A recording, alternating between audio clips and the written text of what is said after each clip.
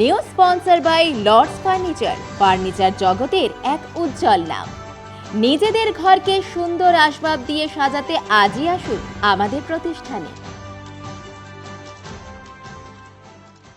আগামীকাল বুধবার জলপাইগুড়ি শহরে গুরুত্বপূর্ণ জনসভায় যোগ দিতে আসছেন মুখ্যমন্ত্রী মমতা বন্দ্যোপাধ্যায়। মুখ্যমন্ত্রী আসার আগে জলপাইগুড়ি পুরসভার 24 নম্বর ও 1 নম্বর ওয়ার্ডে করলা নদীর তীরে পুরসভা আবর্জনা স্তূপ করা হয়, কার্যত অস্থায়ী ডাম্পিং গ্রাউন্ড হয়ে উঠেছে। এলাকায় গন্ধে অতিষ্ঠ শহরবাসী। এই স্থল নীল সাদা কাপড় দিয়ে ঢেকে দেওয়ার ঘটনাকে কেন্দ্র করে বিতর্ক দানা বাঁধল।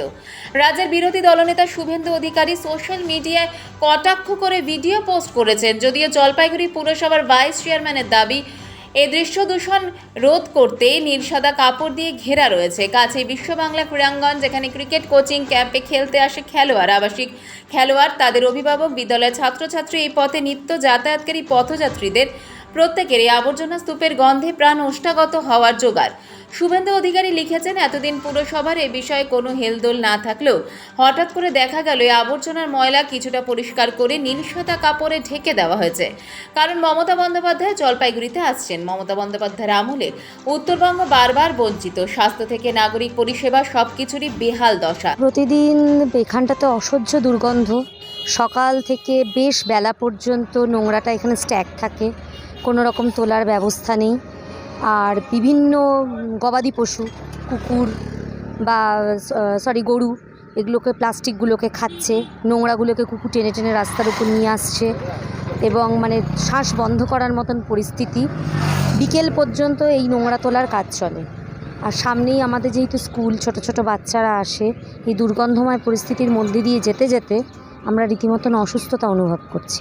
দেখুন, শুভেন্দু অধিকারী বাবু এখন আর কোনো কাজকর্ম নেই, সেটা আমি বুঝতে পারছি। এই পুরোটাকে আমরা সম্পূর্ণভাবে পরিষ্কার করে দিয়েছি এবং সেখানে এক ফোঁটা ফিনাইল ব্লিচিং দিয়ে কোনো গন্ধ নেই। এবং সবচেয়ে বড় কথা যে শুভেন্দুবাবু যে পোস্ট করলেন, উনি এটা ওনার জানা নেই যে ওই রুট দিয়ে মুখ্যমন্ত্রী মমতা বন্দ্যোপাধ্যায় যাবেন না। মুখ্যমন্ত্রী মমতা বন্দ্যোপাধ্যায় আসবেন হচ্ছে আসাম মোড় দিয়ে এসি কলেজের পাশে এবিপিসি ময়দানে। বাড়িতে কিছু না কিছু আবর্জনা থাকে, তা আবর্জনাটাকে পরিষ্কার করে ঢেকে দেওয়াটাই তো বুদ্ধিমত্তার কাজ। আসলে শুভেন্দু অধিকারী আগে ছিলেন গদ্দার অধিকারী, এখন হচ্ছেন গন্ধ অধিকারী। মাথায় রাখতে হবে যে দৃষ্টিনন্দন আর দৃশ্য দূষণ, এটাও একটা ফ্যাক্টর। তা সেখানে দাঁড়িয়ে যেখানে আপনার এত বড় একটা শহর, সারা শহরটা সেরে উঠছে, তাহলে তো আপনার নরেন্দ্র মোদীকে জিজ্ঞেস করা উচিত ছিল যে যখন ডোনাল্ড ট্রাম্প এসেছিলেন, তিনি একটা দিল্লির পুরো বস্তি কেন পাঁচিল দিয়ে ঘিরে দিয়েছেন। দৃশ্য দূষণ আটকাবার জন্য যদি ওনারা কাপড় দিয়ে থাকেন, তাহলে ওনারা নিজেরাই তো স্বীকার করে নিলেন যে দৃশ্য দূষণ হয় ওখান থেকে। এবং যেখান থেকে দৃশ্য দূষণ হয়, স্বাভাবিকভাবেই সেখানে বায়ু দূষণ হয়। যেখানে আপনারা গেলেই দেখতে পাবেন সেখান থেকে জল দূষণ হচ্ছে। মুখ্যমন্ত্রী আসছেন বলে দৃশ্য দূষণ থাকবে না আর অন্য 12 মাসে 365 দিন থাকবে, এটা তো কোনো যুক্তিতেই হয় না। বিরোধী দলনেতা তিনি গোটা বাংলারই খবর রাখেন।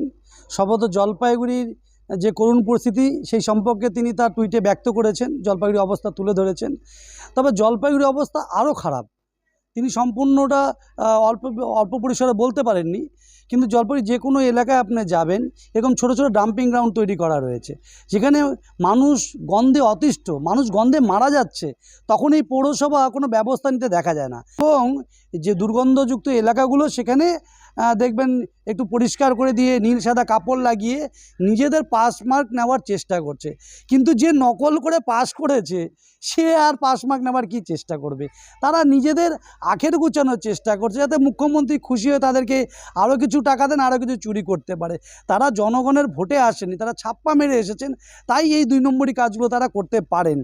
জলপাইগুড়ি মার্চেন্ট রোড আরবি দে কমপ্লেক্স সুবর্ণা, এখানে আপনারা পেয়ে যাবেন রকমারি গিফটের সম্ভার।